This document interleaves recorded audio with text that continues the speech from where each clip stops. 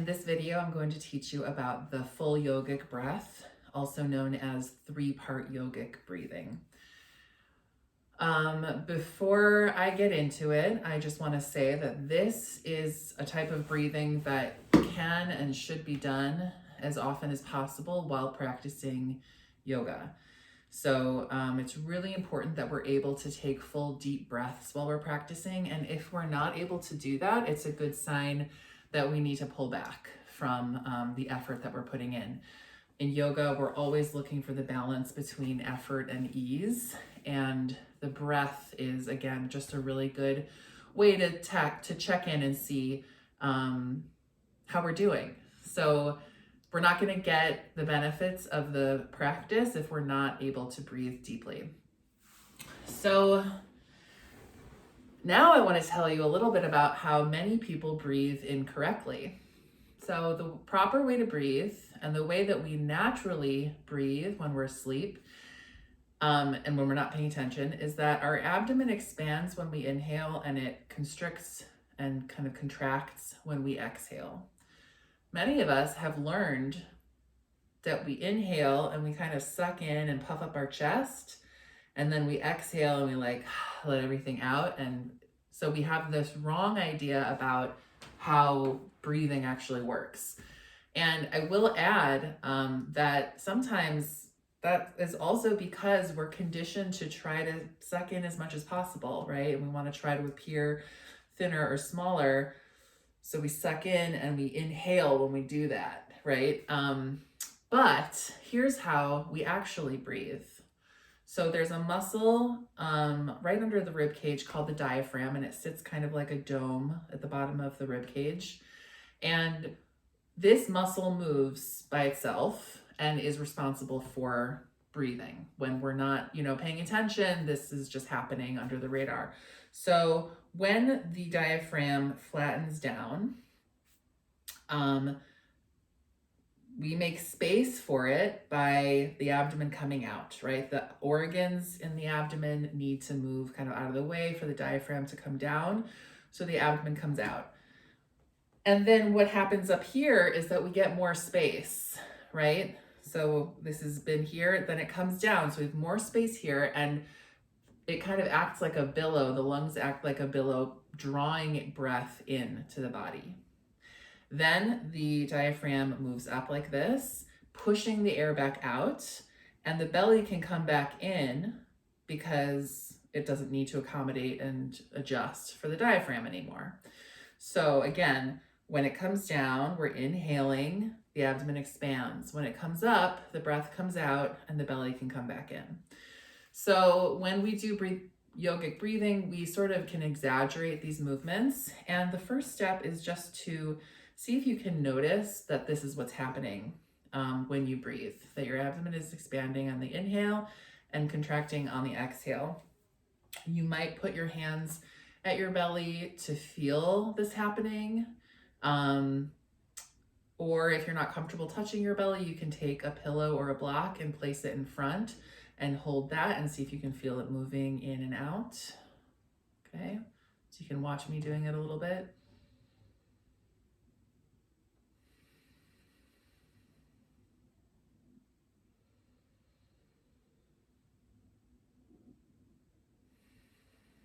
And then if you're like, no, this doesn't happen for me, I don't get this, then try lying down, and you can put your hands on your belly, or you can put a pillow on top of your belly and just watch. And I guarantee you that when you're lying down, if you're just relaxed, you will see that the pillow rises as you inhale and it falls as you exhale.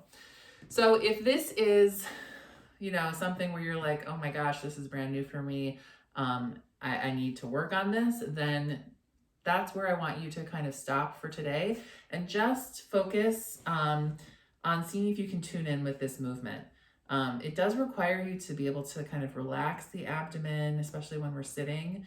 And that could take time, especially if you're conditioned to be constantly sucking in your belly. So have some compassion for yourself with that. And then if you're ready to move on, we're gonna exaggerate this movement here and we're gonna isolate it. So the first part of the 3-part yogic breathing is the abdomen. You can place one hand on your chest and one hand on your abdomen or on a pillow in front of your abdomen.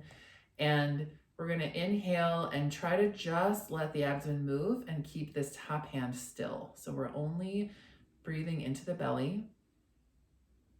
Inhaling as it expands and exhaling, you can draw the navel in towards the spine. I'm going to turn to the side so you can see a little better here. Try to let the shoulders be relaxed.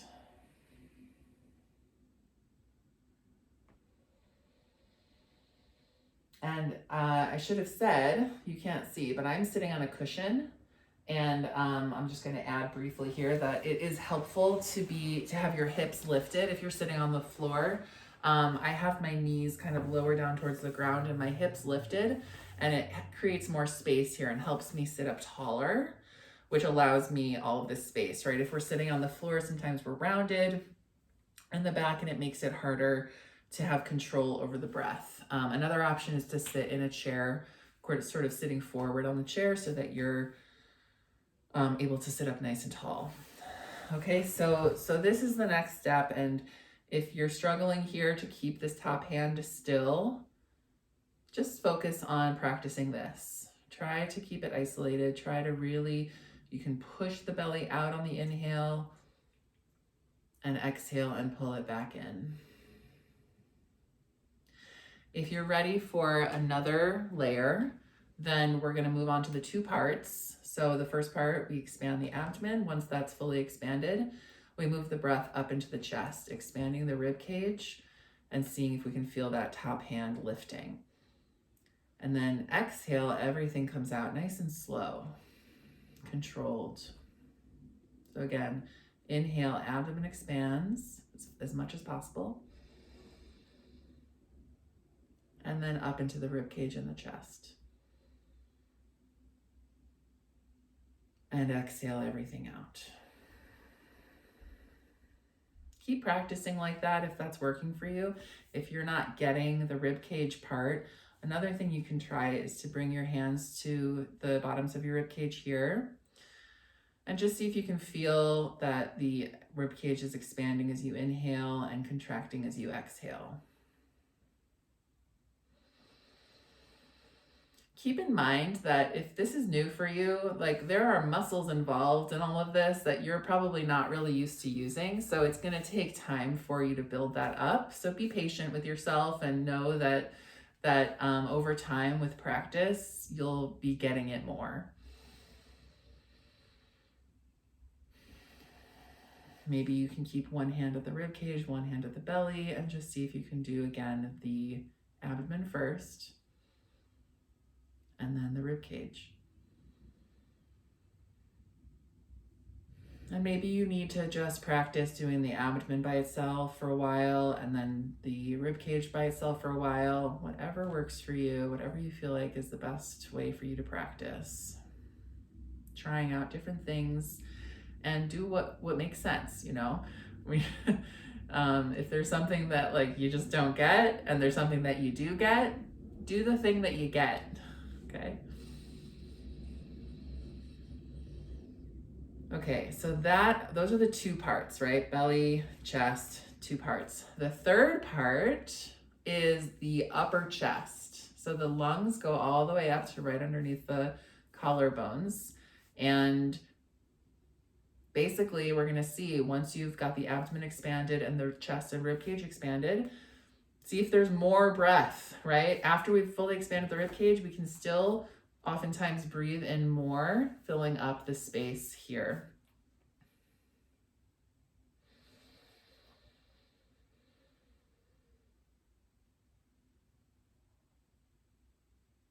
And then nice and slow, exhale everything out.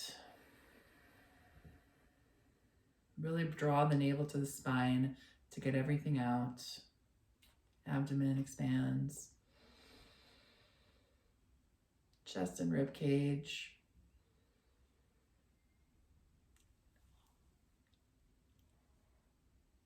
And everything out. I can't talk when I'm doing the upper part of the lungs there.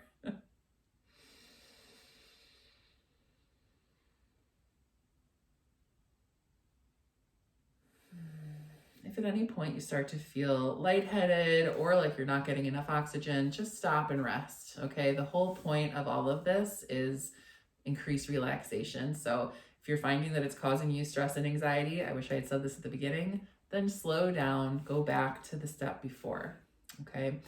What else did I want to say? I think that's it. So this is a great thing to practice just like throughout the day when it occurs to you. The more you do it, the more you're gonna feel like you want to do it and need to do it. I wanted to say that when we exhale, you have a few options, right? If you want to exhale and kind of imagine that you're exhaling your abdomen first and then your chest, or vice versa, your chest first and then your abdomen, you are welcome to do that. I like to just do everything at once, but make sure that it is nice and slow exhale, okay? So don't kind of, if you're finding that you're like letting it all out like that, then take a break. And we want this to be able to be controlled. And just remember, again, like I said, we've got the intercostal muscles, which are the muscles in between the ribs that are being developed with this. And we can't force it before it's ready. So enjoy.